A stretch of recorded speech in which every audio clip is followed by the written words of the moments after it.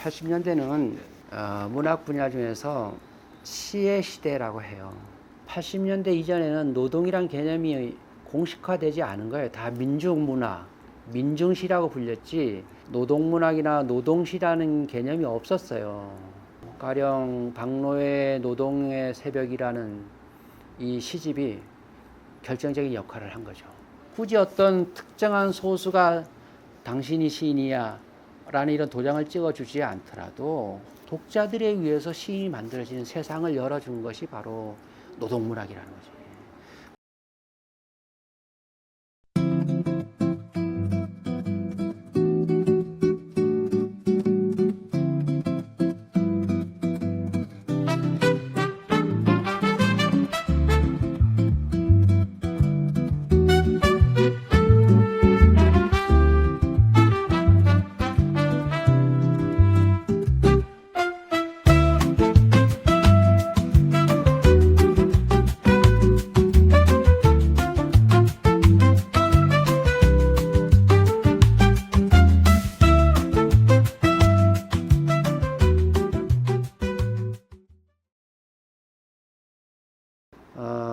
그 노동문학관이 이 개념 자체가 문학에서 노동시, 노동문학이란 개념이 1980년대 생기거든요. 80년대 이전에는 노동이란 개념이 공식화되지 않은 거예요. 다 민중문화, 민중시라고 불렸지 노동문학이나 노동시라는 개념이 없었어요. 가령 박노의 노동의 새벽이라는 이 시집이 결정적인 역할을 한 거죠.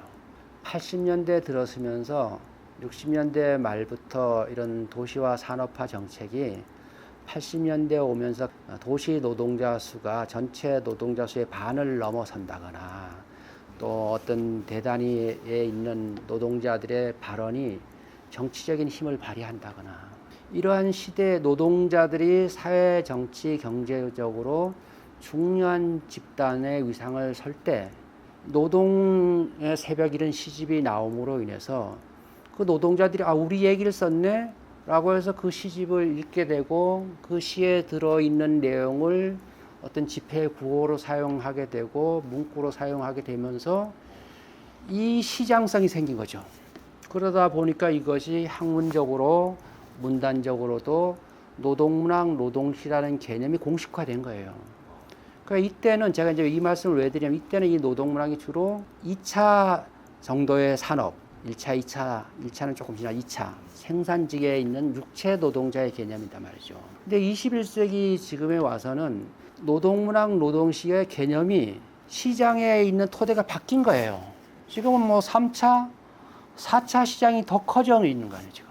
우리가 노동문학관 했을 때 언뜻 생각할 때 2차 산업에 해당한 1980년대적 개념에 해당하는 것을 생각하는 경향이 있단 말이죠. 그 시장은 바뀌었는데. 그렇죠. 그러니까 그 노동문학관의 정체성이나 주체성이나 이런 기획을 할 때 바뀐 시대의 노동문학관을 가야 된다는 거죠, 지금. 노동문학의 이제 개념이 이해를 쉽게 한다면 또 노동문학에 대한 어떤 정체성을 좀 선명히 한다면 80년대 박노해부터 시작돼서 뭐 쌍벽을 이뤘던 백무산 시인 있잖아요.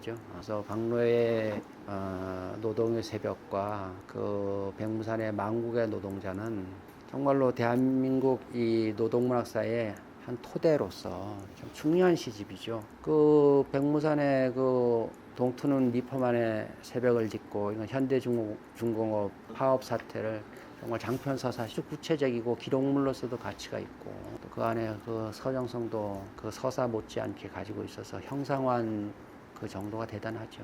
그래서 그 두 분 이후에 뭐 많은 분들이 정인화 시인도 있었고, 그죠? 뭐 우리 정세분 시인도 있었고, 뭐 김기홍 시인도 있었고, 돌아가신 그 박영근 뭐 시인도 있었고, 정명자 뭐 여성 시인들 뭐 등등 뭐 이루 말할 수 없이 많았어요. 정말 헤아릴 수가 없이 많아요. 어마어마한 시인들이 나오게 돼요. 이게 왜 중요하냐면 박노해 이전에 이 노동시가 왜 중요하냐면 박노해 시인 이전에는 아무나 시인이 될 수가 없었어요. 특별히 뭔가 사사를 받아서 특정한 매체, 뭐 신춘문예다, 무슨 현대문학이다 이런 공인된 특정 매체를 통해서만이 소위 등단 절차를 거쳐야지만이 시인이 될 수 있으니까 이게 얼마나 어려워요. 근데 박노의 등장이 왜 의미가 있느냐면 그런 공식적인 등단 절차를 거치지 않더라도 동인지를 통해서 어떤 회사의 사보를 통해서 노동조합의 해보를 통해서 발표를 하면 등단은 안 되더라도 내가 발표해가지고 사람들이 그 시를 읽어서 좋아하고 그 시를 어디다 알려주고 편지도 쓰고 집회도 쓰고 하니까 시인이 된 거죠.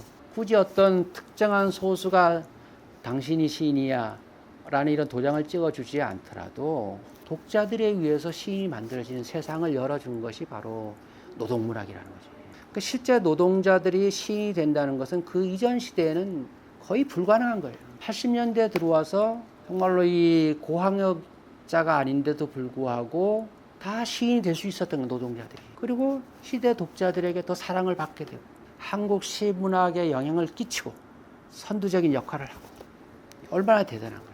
그러니까 이루할 수 없는 많은 시인들이 나와서 그 역할을 했단 말이죠.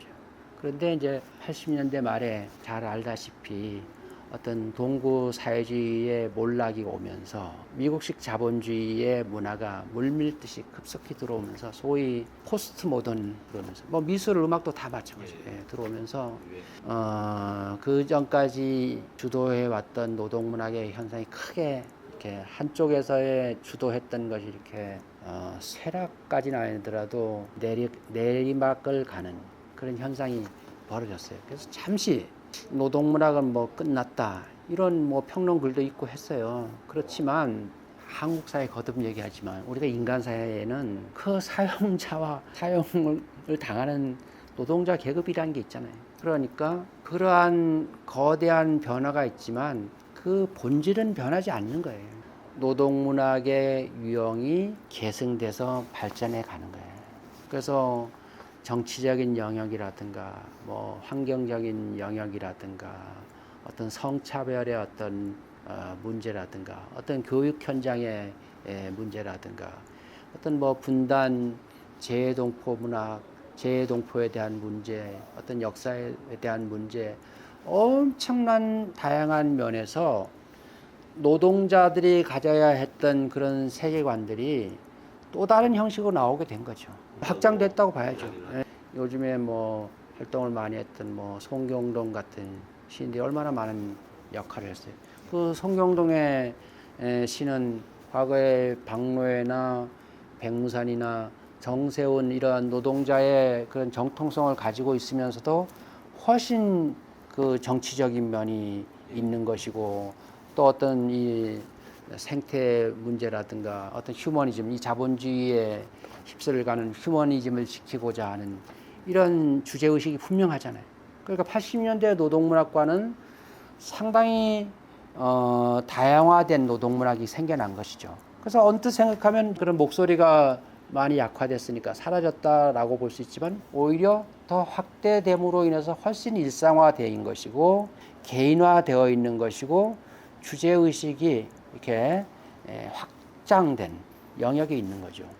그래서 이제 21세기에 들어오면은 송경동 시대와보다도 더 개인주의화되고 자본주의, 물신주의, 지금 뭐 AI 이런 시대니까 또 어떤 그 서비스 산업 분야 뭐 이런 사회에는 80년대와는 또 다른 사회 구조가 마련돼 있잖아요. 여기에도 사용을 당하는 노동자 계급이 있는 거예요, 지금도. 이 나름대로의 또 그 노동자의 목소리가 또 있는 거죠. 또 전태일에 대한 해석도 70년대, 80년대와 다르게 21세기에 우리 일반 시민으로서 전태일을 바라보는 건 다른 거 아니에요. 그래서 제가 이제 우리 전태일은 살아있다. 여기에 시는 80년대 노동시와 다른 상당히 일상화된 전태일에 대한 해석이에요. 그래서 전태일은 살아있다라고 해가지고 전태일 여사 50주기 기념 시집을 냈는데 여기에 수록된 시인들이 다 기존에 있는 그런 노동임금이나 투쟁의 얘기가 아니라 거의 다 일상화된 노동자의 얘기들이에요. 80년대는 문학 분야 중에서 시의 시대라고 해요. 상대적으로 소설이 적었어요. 시는 이 문학 중에서 작업량이나 작업 시간에서 수월한 면이 있어요. 아무래도 소설은 그 인물을 형상화해내고 사건을 구성해내는 데는 엄청난 시간이 요하고 전문가적인 이러한 지식이나 기술이 있어야 돼요. 그 노동자가 언제 소설을 어떻게 그 작법을 배워가지고 소설을 플롯으로 만들어낼 수가 있어요. 그러니까 시는 오히려 자기 느끼는 감정이라든가 이야기가 하나의 이야기를 가지고 쓰니까 훨씬 수월하죠.